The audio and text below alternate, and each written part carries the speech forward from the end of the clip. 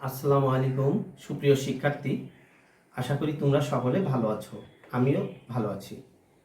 আমি আজ তোমাদের ইন্টিগ্রাল পৃষ্ঠের সমূহের বেশ কিছু সমস্যার সমাধান করব। আমরা গত ক্লাসে ইন্টিগ্রাল পৃষ্ঠের কিছু সমস্যার সমাধান করেছিলাম।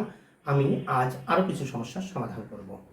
এখন ইন্টিগ্রাল পৃষ্ঠের সমস্যার সমাধান করার জন্য মূলত আমাদের কিছু বেসিক বিষয়টা আগে জানা লাগবে। এখন যে সমীকরণটা দেওয়া থাকবে, মূলত এখানে আমাদের বিষয়টা খেয়াল করুন, যে অঙ্কটা দেওয়া আছে যে একটা আংশিক অন্তরক সমীকরণ, এই আংশিক অন্তরক সমীকরণের ইন্টিগ্রাল পৃষ্ঠের সমীকরণ নির্ণয় করতে হবে যা এই বক্ররেখাগামী, অর্থাৎ এই বক্ররেখাকে ধারণ করে। তাহলে এখানে দুটো বিষয় খেয়াল করো, একটা আংশিক অন্তরক সমীকরণ দেওয়া থাকবে আর একটা সরলরেখা বক্ররেখা এরকম সমীকরণ দেওয়া থাকবে। আমাদের এই সমীকরণের ইন্টিগ্রাল পৃষ্ঠের সমীকরণ নির্ণয় করতে হবে। তাহলে আমাকে যে সমীকরণটা দেওয়া থাকবে মূলত প্রথমে সেটাকে বলা হচ্ছে, এটাই মূলত দেখো আংশিক অন্তরক সমীকরণ। তাহলে আমাকে এই আংশিক অন্তরক সমীকরণ যে আকারেই দেওয়া থাকুক না কেন সেটাকে আমাকে এই ফরম্যাটে রাখতে হবে, অর্থাৎ পি পি বড় হাতের পি পি প্লাস কিউ বড় হাতের ছোট হাতের কিউ সমান আর, অর্থাৎ এই ইকুয়েশনকে এই ফরম্যাটে নিতে হবে। এখন এই ইকুয়েশন এই ফরম্যাটে নেওয়ার পরে সেটাকে 1 নম্বর ধরতে হবে। এখন দেখো আমাদের যে সমীকরণটা দেওয়া আছে সেটা কিন্তু মূলত এই ফরম্যাটে দেওয়া নেই।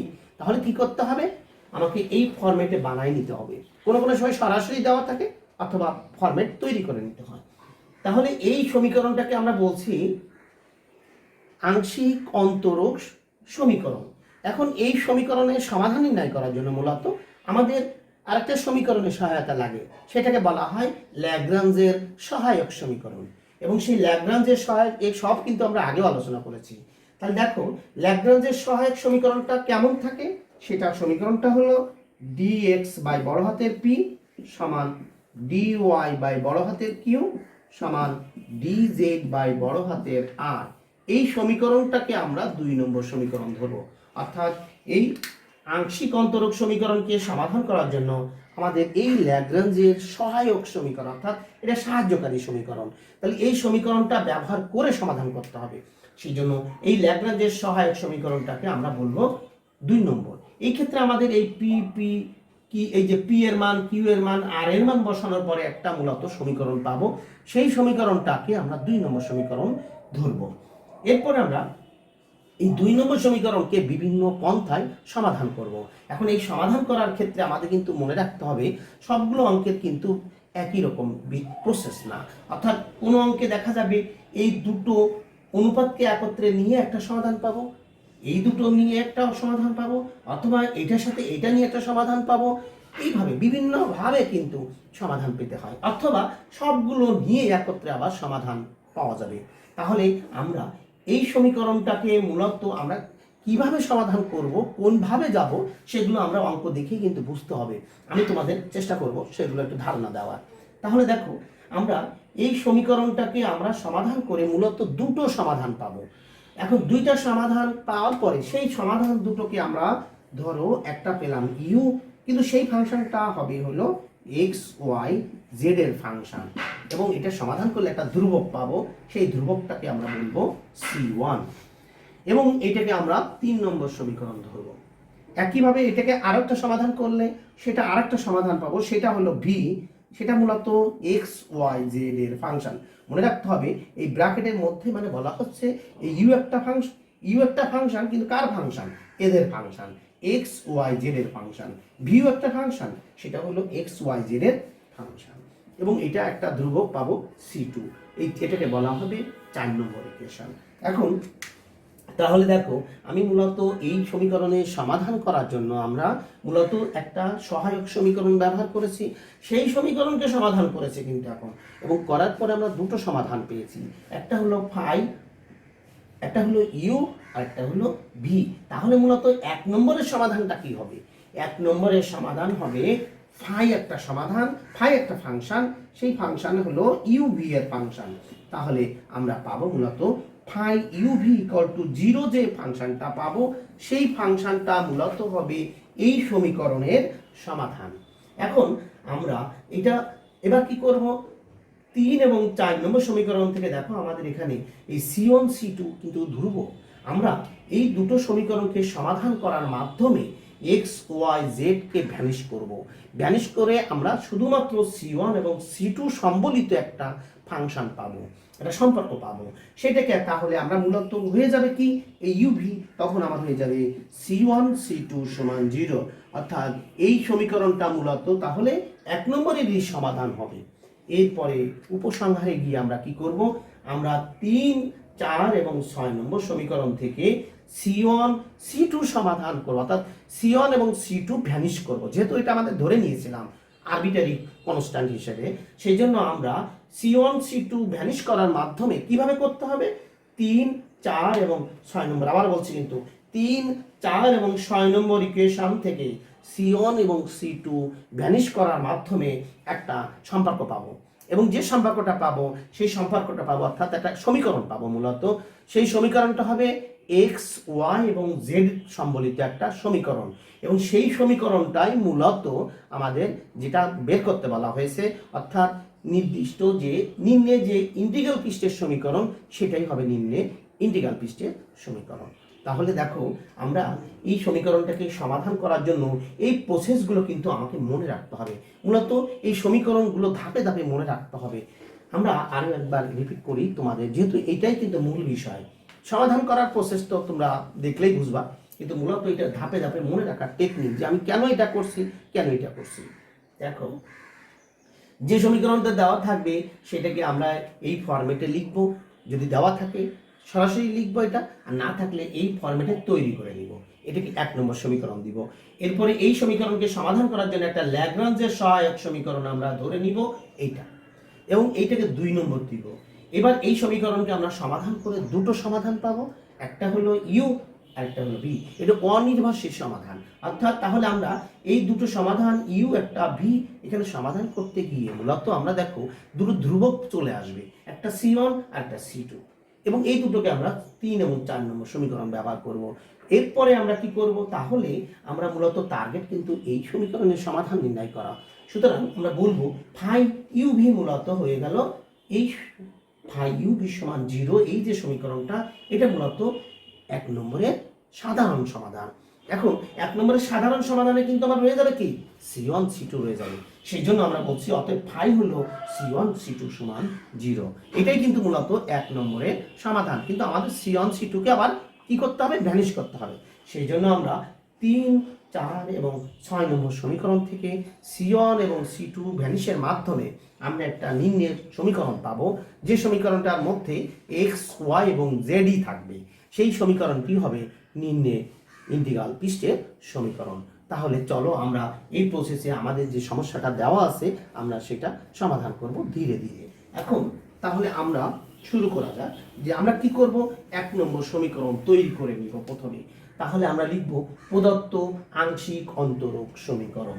আমি চেষ্টা করছি তোমাদের পুরো অঙ্কটা লিখে লিখে কিভাবে করতে হয় সেটা দেখিয়ে দেওয়ার।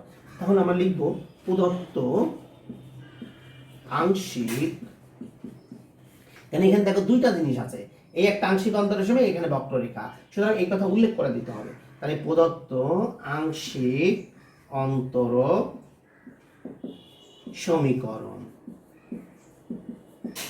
প্রদত্ত আংশিক অন্তরক সমীকরণটা কি, 4yzp plus Q plus 2y সমান 0।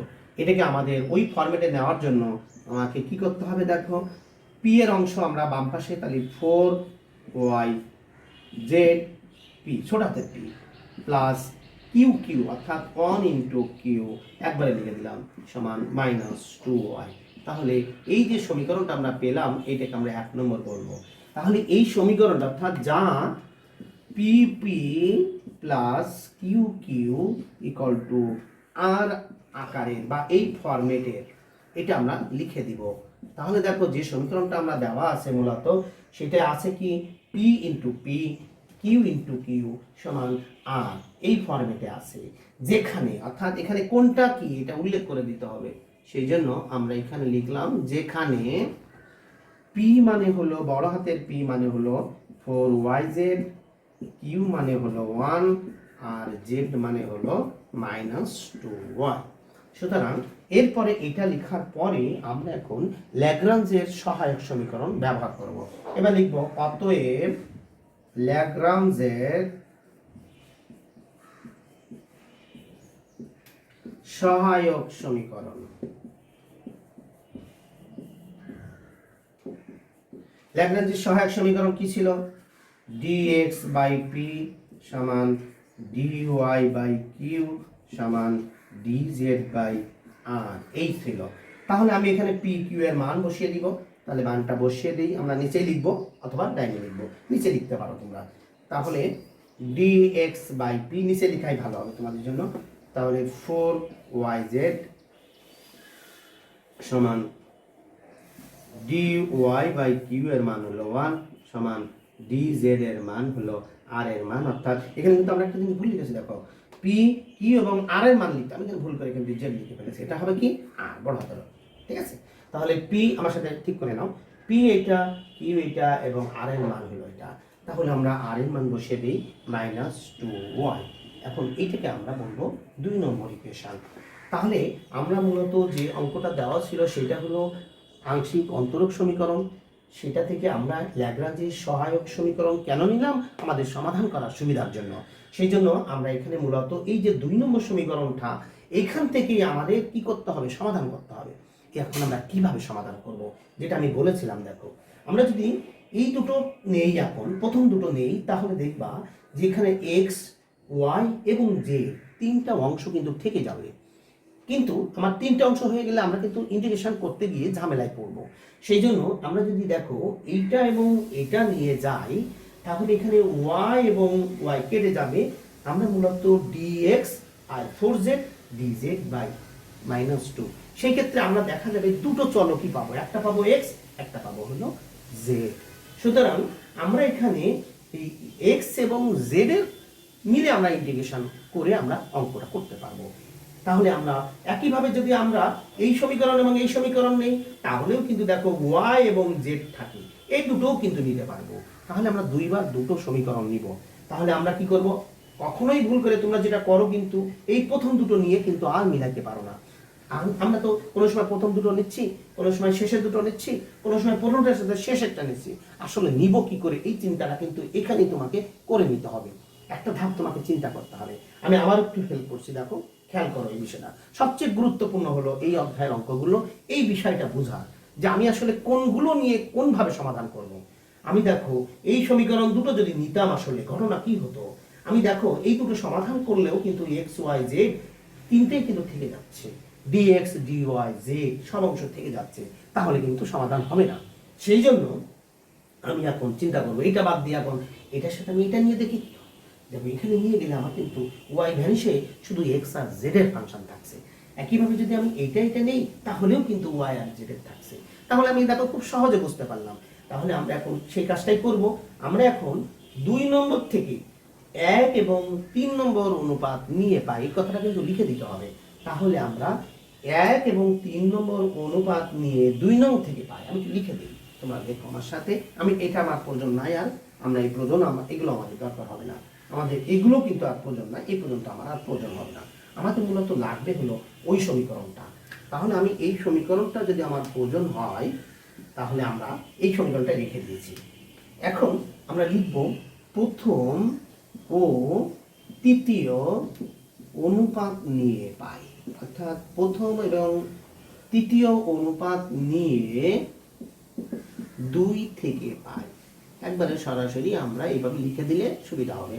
তাহলে আমরা এই নম্বর এবং ওই নম্বর নিয়েছি। তাহলে দেখো কি পাই, dx বাই 4yz সমান dz বাই -2y। এবার এখান থেকে আমি সমাধান করে নিব। তাহলে সমাধান যদি করি, দেখো আমার এই y কেটে দিলাম, তাহলে y ভ্যানিশ হয়েছে, আর এর সাথে কিন্তু থাকে কত, -2y, আর এখান থেকে বজ্রগুণ করে দিলাম। তাহলে কি আসে দেখো, আমি এখান থেকে যদি করি, তাহলে আমার আসে দেখো 4, একবার আমি লিখে দিচ্ছি, y কেটে দিয়েছি, তাহলে 4z dz সমান -2dx, এটা আসে। তাহলে কি পেলাম দেখো, আবার y কেটে দিয়েছি, তাহলে এখানে 4z dz আর y থাকে -2, সেজন্য -2 dx। আমি এটা সমাধান যেহেতু করব, সেই জন্য আমরা এক পাশে নিয়ে আসবো। এটাকে যদি এই পাশে নিয়ে আসি, তাহলে আমরা এই 2 দিয়ে আবার 2 দিয়ে ভাগ করে দিতে পারি। তাহলে আমরা পাই সরাসরি dx পাই, plus dx plus 2z dz সমান 0 হয়। এখন এই সমীকরণটাকে এখন সমাধান করতে হবে। সমাধান করার প্রসেস কি? ইন্টিগ্রেশন করতে হবে। জাস্ট এটাকে ইন্টিগ্রেটিং অর্থাৎ যোগজীকরণ করে পাই। তাহলে আমরা এবার লিখব অতএব ইন্টিগ্রেশন, এখানে dx আমি একটু দেখিয়ে দিলাম, ইন্টিগ্রেশন z dz সমান ইন্টিগ্রেশন 0, এখানে কিন্তু দেখো নাই, সুতরাং এটা আমার আর কিছু লেখার দরকার নাই, ইন্টিগ্রেশন 0। এখন ইন্টিগ্রেশন 0 দিলেও কোনো সমস্যা নেই। এগুলো এই লাইনটা মূলত তোমাদের দেখানো লাগে না, আমি তোমাদের দেখিয়ে দিলাম, দেখালেও কোনো সমস্যা নাই। এখন আমাদের এইবার আমরা যদি ইন্টিগ্রেশন করি, সরি এটা কিন্তু আমাদের এখন লাগবে, আমি মুছে ফেললাম, তাহলে আমি একটু আবার লিখে রাখি, নতুবা এটা পরে আমাদের সমস্যা হবে। এটা আমার লাগবে, দেখো dx বাই p, p ছিল কত 4yz ছিল সমান dy বাই q ছিল কত 1 ছিল সমান dz বাই r ছিল কত -2y ছিল। এটা কিন্তু প্রয়োজন আছে, আমি এই জন্য এটা রেখে দিলাম। এখন এটাকে যদি ইন্টিগ্রেশন করা হয় তাহলে আমরা কি পাই? আমরা দেখো এটাকে যদি ইন্টিগ্রেশন করি তাহলে আমরা পাই x পাই, এটা পাই দেখো 2 ইন্টু জেড স্কোয়ার বাই 2 সমান এটা পাই দেখো c1 পাই, তাই পাই না? অবশ্যই, কারণ এটা করলে একটা ধ্রুবক পাই। সেই জন্য আমি এটাকে যদি লিখি দেখো x প্লাস জেড স্কোয়ার 2 2 কেটে গেল সমান c1, এটাকে কত নম্বর ইকুয়েশন দিব? এটাকে আমরা 3 নম্বর ইকুয়েশন দিব। কেননা আমরা বলেছিলাম তাহলে এটাকে একটা সমাধান পেয়েছি, এই সমাধানটাকে বলছি ইউ একটা সমাধান, যেটার মধ্যে দেখো x y z এর ফাংশন, x আছে z নাই, z আছে y নাই, সমস্যা নাই, অর্থাৎ x y z এর মধ্যেই থাকতে হবে। তাহলে এটা একটা সমাধান পেয়েছি। এখন একইভাবে আরো একটা সমাধান পেতে হবে। কিভাবে পাবো? এই যে এখান থেকে আরেকটা সমাধান পাবো। এবার আমরা লিখব আবার দ্বিতীয় এবং তৃতীয় অনুপাত নিয়ে 2 নম্বর থেকে পাই। তাহলে আমরা দ্বিতীয় এবং তৃতীয় অনুপাত যদি নেই, তাহলে লেখো এখানে, এটা আমি একটু আবার লেখো, দ্বিতীয় ও তৃতীয় অনুপাত নিয়ে 2 নং থেকে পাই। তাহলে আমরা এখানে দ্বিতীয় এবং তৃতীয়, আমি এই অংশটা মুছে ফেললাম, এটা মুছে ফেলি। তাহলে দ্বিতীয় এবং তৃতীয় যদি নেই, dy বাই 1 সমান dz বাই -2y। এখন এটাকে আমরা সমাধান করলে দেখো পাই, এটা এই পাশে নিয়ে গেলাম আর এটা, তাহলে আমরা পাই দেখো dz সমান -2y dy। এক পাশে নিয়ে আসি 2y dy প্লাস dz সমান 0। অতএব একবারে আমরা ইন্টিগ্রেশন করে পাই বা যোগজীকরণ করে পাই। তাহলে আমরা যোগজীকরণ করে পাই, আমি এটা লিখে দিই, যোগজীকরণ করে। তাহলে যোগজীকরণ যদি আমরা করি তাহলে এটাকে কি পাই দেখো 2 ইন্টু ওয়াই স্কোয়ার বাই 2, একবার আমি যদি লিখি ওয়াই স্কোয়ার, কোনো সমস্যা নেই, দেখো 2 ইন্টু ওয়াই স্কোয়ার বাই 2, 2 2 কেটে গেল, প্লাস জেড সমান হলো এখানে c2। এখন যদি তুমি মনে করো না স্যার বুঝতেছি না, আমি একবারে একটু দেখিয়ে দিলাম। দেখো এই যে 2, এটাকে ইন্টিগ্রেশন করলে হয় y square by 2 plus z সমান। তাহলে এখন আমি পরে এটাকে যদি ক্যালকুলেশন করি তাহলে হয় দেখো ওয়াই স্কোয়ার প্লাস জেড সমান c2, এটাকে আমরা 4 নম্বর ইকুয়েশন দিব। এখন এই যে 3 এবং 4 নম্বর মূলত এই যে সমাধান পেয়েছি, এই সমাধান 1 নম্বরের সমাধান। এখন এখান থেকে আমরা কি করব, এই যে c1 c2 সম্বলিত একটা ফাংশন পাবো, x y z কে ভ্যানিশ করব, এই সমীকরণগুলো ব্যবহার করতে হবে। তাহলে আমরা এখন এই অংশটা একটু মুছে ফেললাম, আমাদের এটা প্রয়োজন নাই, এটাও প্রয়োজন নাই, আমাদের এখন মূলত 3 এবং 4 নম্বর আমাদের প্রয়োজন। তাহলে 3 এবং 4 নম্বর যদি আমি সমাধান করি, এখানেও একটা ব্যাপার আছে, আমি এটা সমাধান করার ক্ষেত্রে আমি কিভাবে করব, আমরা দেখব, এই সম্পর্কটা দেখব যে এই মানগুলো কিন্তু বসাতে হবে। তাহলে এই মান বসানোর জন্য আমরা এখানে দেখব কি করলে আমার এই মানটা বসানো সম্ভব, x plus z y square plus Z square কীভাবে আসে। এখন যদি আমি এই দুটোকে যোগ করি, দেখো তো c1 প্লাস c2 হয়, আর এখানে x প্লাস জেড আসে, এই যে x প্লাস জেড, আবার y square plus Z square দেখো এখানে আসে।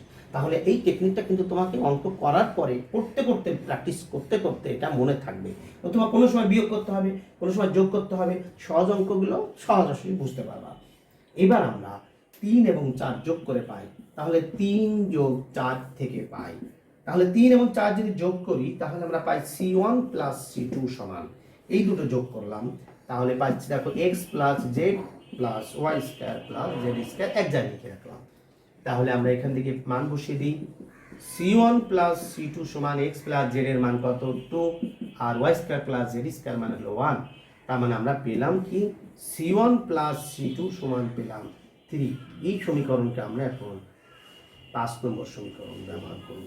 তাহলে দেখো আমরা এখন যে সমীকরণটা পেয়েছি, বলেছিলাম দেখো যে শুধুমাত্র C1 এবং C2 থাকবে, x y z ভ্যানিশ করেছি, তাহলে এটাও কিন্তু ওই 1 নম্বরের সমাধান। এখন আমাদের কাজ হবে কি C1 C2 ভ্যানিশ করতে হবে, শুধুমাত্র x y z আনতে হবে। কিভাবে আনবো? 3 4 এবং আরেকটা সমীকরণ যেটা আমরা পেলাম, যে সমীকরণটা আমরা থেকে এখন সমাধান করতে হবে। তাহলে এখন আমরা এই যে সমীকরণটা আমরা পেয়েছি, এবার আমরা এখান থেকে এই যে C1 প্লাস C2 সমান 3 পেয়েছি, তাহলে এখন এই যে আমাদের C1 এর মান আর C2 এর মান যদি বসিয়ে দিই মূলত, তাহলে আমরা কি পাই দেখো তো। এখানে C1 এর মান আমরা এখন বসিয়ে দিব, তাহলে C1 এর মান পাই দেখো, অর্থাৎ 5 নম্বর থেকে কিন্তু আমরা এখন তো পাচ্ছি কি পাচ্ছি, C1 এর মান আমরা বসিয়ে দিচ্ছি, তাহলে x প্লাস জেড স্কোয়ার, আর C2 এর মান বসিয়ে দিচ্ছি plus Y square plus z সমান 3। তাহলে দেখো আমরা কি পেয়েছি, আমরা C1 প্লাস C2 সমান 3, এটাকে আমরা C1 এর মান বসিয়ে দিয়েছি, আবার C2 এর মান বসিয়ে দিয়েছি, দেওয়ার পর একটা ইকুয়েশন পেয়েছি। এখন এই ইকুয়েশনটাকে আমরা এক পাশে নিয়ে আসবো সব, অর্থাৎ এটাকে আমরা যদি লিখি x plus Z plus x plus Y square, এগুলো Y square plus Z square plus Z minus 3 সমান 0। এই যে সম্পর্কটা পেলাম, এই সম্পর্কটাই মূলত আমাদের যে নিম্নে ইন্টিগ্রাল পৃষ্ঠের সমীকরণ চাওয়া হয়েছে, সেটাই হলো এই ইন্টিগ্রাল পৃষ্ঠের নিম্নে সমীকরণ। তাহলে তোমরা বুঝতে পেরেছো যে কিভাবে আমরা একটা সমীকরণ দেওয়া থাকলে ইন্টিগ্রাল পৃষ্ঠের সমীকরণ নির্ণয় করব। তাহলে আমরা এখন চলো আরেকটা সমস্যা, আমরা অন্য ধরনের একটা সমস্যার সমাধান এখন আমরা করব। আচ্ছা, এবার আমরা এই 2 নম্বর সমস্যাটার সমাধান করব। এখানে দেখো একই ধরনের অঙ্ক কিন্তু একটু পার্থক্য আছে। কি আছে? এত আংশিক অন্তরক সমীকরণের ইন্টিগ্রাল পৃষ্ঠের সমীকরণ নির্ণয় করো যা এত সরলরেখাকে ধারণ করে। একটু আগে যেটা করেছি সেটা ছিল বক্ররেখা, এখন এটা হলো সরলরেখাকে ধারণ করে বা এর উপর অবস্থিত। তাহলে আমরা এটার ক্ষেত্রেও আগের মতোই যে আংশিক অন্তরক সমীকরণ দেওয়া আছে, এটা আমরা একটু একই কথাগুলো আর লিখবো না, আমরা মূলত ইকুয়েশনগুলো ব্যবহার করব। তাহলে আমাদের যে সমীকরণটা দেওয়া আছে আমরা সেটা লিখব x y square plus z into এটা p minus y x square plus z q সমান x square minus y square into z। দেখো আমাদের যে সমীকরণটা দেওয়া আছে মূলত x y square plus z into p, অর্থাৎ এটাকে যদি বলি p, তাহলে pp plus Q Q equal to R, এই ফরম্যাটেই কিন্তু আছে। সুতরাং এইটাকে আমরা 1 নম্বর ইকুয়েশন ব্যবহার করলাম। এখন এইটাকে আমরা 1 নম্বর ইকুয়েশন ব্যবহার করে বলবো যে এইটা আছে কেমন ফরম্যাটে, pp প্লাস কিউ কিউ সমান আর, এই ফরম্যাটে আছে, যেখানে p সমান, আমি কিন্তু বলেছি উল্লেখ করেছি যে আমরা এখন একটু কিছুটা কথা লিখব না। p এর মান হলো x into Y square plus z, এর উপরে একটু বড় আছে। q এর মান কত, মাইনাস, এই যে মাইনাস সহ y x square plus Z, এবং r এর মান কত আছে এখানে, r এর মান আছে x square minus Y square into z আছে। এখন অতএব ল্যাগ্রাঞ্জের সহায়ক সমীকরণ কি, সেটা dx বাই p সমান dy বাই q সমান dz বাই r, এটা আছে। এখন আমি এই মানগুলো বসিয়ে দিব। তাহলে মানগুলো যদি বসিয়ে দিই তাহলে দেখো কি পাই, dx বাই p এর মান পাই কত, x into Y square plus Z dy by Q এর মান কত minus Y x square plus Z, আর একইভাবে dz বাই আর এর মান কত X square minus Y square into Z. এটা আমরা পেয়েছি, এটাকে আমরা 2 নম্বর সমীকরণ দিব। তাহলে দেখো 1 নম্বর সমীকরণ যেটা দেওয়া আছে সেটা এখান থেকে আমরা পি কিউ এর মান বের করে নিয়ে আমরা এখন ল্যাগ্রাঞ্জের সহায়ক সমীকরণে মানটা বসিয়ে দিয়েছি। এখন আমরা মূলত এই সমীকরণটা নিয়ে কাজ করব। তাহলে এই সমীকরণটা নিয়ে কাজ করার জন্য আমাদের এখন খেয়াল করতে হবে, এইগুলো আমাদের প্রয়োজন না, এখন আমাদের কিন্তু খুব খেয়াল করতে হবে। বলেছিলাম দেখো আমরা কখনো 2টো অনুপাত 3টে অনুপাত বা অন্য কোনো প্রসেসে যেতে হবে। এখন দেখো আমি যদি এই 2টো অনুপাত নেই তাহলে কিন্তু আমি এখান থেকে কোনোভাবেই এক্স এবং ওয়াইকে আলাদা করতে পারছি না। খেয়াল করো, এটা কিন্তু আলাদা করা সম্ভব না। এক্স ওয়াই জেড কিন্তু একসাথে রয়ে গেছে, আমি এখান থেকে কোনোভাবেই আলাদা করতে পারছি না। এটাও যদি নেই তাও পারবো না, এটাও যদি নেই তাও কিন্তু পারবো না। সুতরাং আমাদের এই ক্ষেত্রে অন্য প্রসেসে যেতে হবে। যা বলেছিলাম এক এক সময় এক এক প্রসেসে যেতে হবে। বুঝবো কি করে? এই চেহারা থেকে দেখে বুঝতে হবে। এবার আমরা এটাকে সমাধান করার জন্য আমরা দেখো এই 2 নম্বর সরাসরি সবগুলো নিয়ে কাজ করব। তাহলে 2 নম্বর থেকে আমরা পাই, তা লিখবো 2 নাম্বার থেকে আমরা এখানে লিখবো, আমরা 2 নম্বর থেকে যদি পাই, কি পাই আমরা এই সমীকরণটা লিখবো আবার x into Y square plus Z dy by minus Y x square plus z সমান dz বাই আমরা এখানে x square minus Y square into z. যখন 3টা নিয়ে কাজ করতে হবে তখন কিন্তু আমরা এই লাইন আবার লিখবো। তাহলে আমরা 2 নম্বর থেকে পাই এইটা, এখান থেকে সরাসরি আমরা এখন একটা প্রসেস আছে, যে প্রসেসটা হলো এইভাবে সমান দিতে হবে। দিয়ে আমরা এখন এটাকে যদি আমরা 1/x গুণ করি dx plus 1/y dy plus 1/z dz, এরকম একটা প্রসেস কিন্তু তোমরা জানো আগে থেকে। সেটা কেমন দেখো, আমি উপরে কি করেছি প্রত্যেকটার সাথে 1/x গুণ এর সাথে গুণ করেছি 1/x, তাহলে এখানে 1/x গুণ করতে হবে। কিভাবে এটাকে গুণ করেছি, যা এখানেও তাই গুণ করতে হবে, এখানেও তাই এখানে তাই গুণ করে আমরা এখানে যোগ করেছি সবগুলো, তাহলে আমরা এখানেও তাই করব। তাহলে আমরা সেই নিচের অর্থাৎ উপরেরটা যা করব নিচেরটাও তাই করতে হবে। তাহলে আমরা এখানে 1/x দিয়ে যদি গুণ করি তাহলে x x কেটে যাবে, আমি একবারে লিখে দিব, তাহলে আমরা পাবো y স্কয়ার প্লাস z পাবো। একইভাবে যদি আমরা এখানে 1/y দিয়ে গুণ করি এবং যোগ করি তাহলে y কেটে যাবে, আর এখানে যোগ প্লাসে মাইনাস এখানে মাইনাস হবে x স্কয়ার, মাইনাসের কারণে দেখো মাইনাসে প্লাসে এই মাইনাস z হবে প্লাস 1/z, অর্থাৎ প্লাস এখানেও আমি 1/z দিয়ে গুণ করি z কেটে যাবে, তাহলে আমার থাকবে প্লাস এটা, অর্থাৎ দেখো x square minus y square. আসলে আমি করলামটা কি? আমি করলাম দেখো এই যদি এই একটা প্রসেস করলাম, কেন করলাম করে দেখলাম দেখো এই যে নিচে যে টার্মটা আসে মূলত সেটা কিন্তু 0 হয়ে যায়, তাই না? এখন এখানে কি হয় x স্কয়ার কেটে যায় প্লাস মাইনাস y স্কয়ারও কেটে যায় z কেটে যায়, তাহলে আমরা পাবো কি? আমরা পাবো মূলত দেখো এখান থেকে আমরা পাবো 1/x dx plus 1/y dy 1/z dz, এটা পাই 0 পাই। অর্থাৎ আমাদের উদ্দেশ্য হবে সবগুলো যখন নিব তখন নিচে কিভাবে 0 আনা যায়। আমি দেখো এখন নিচে 0 এনেছি, এবার যদি আমি নিচে 0 আনি, এবার দেখো আমি যদি এইটা এবং এইটা চিন্তা করি তাহলে আমরা কি করি দেখো তো, এটা আমরা এটা বজ্রগুণ যদি করি অর্থাৎ আমরা সরাসরি, আর আমরা এখন কি করব সরাসরি আমরা এটা নিচে যখন 0 পাবো আমরা লিখব অতএব 1/x dx 1/y dy plus 1/z dz এটা সমান সরাসরি আমরা 0 লিখতে পারবো। অর্থাৎ তাহলে আমরা কি পেলাম 1/x dx 1/y dy 1/z dz, আমরা এটা পেলাম। এবং এই সমীকরণকে এখন আমি কি করব সমাধান করব। দেখো ইন্টিগ্রেশন করতে পারছি খুব সহজে। কিভাবে করতে পারছি দেখো, ইন্টিগ্রেশন যদি করি 1/x মানে ln x, 1/y মানে ln y, 1/z মানে হলো ln z, তাহলে আমরা সেটা করি।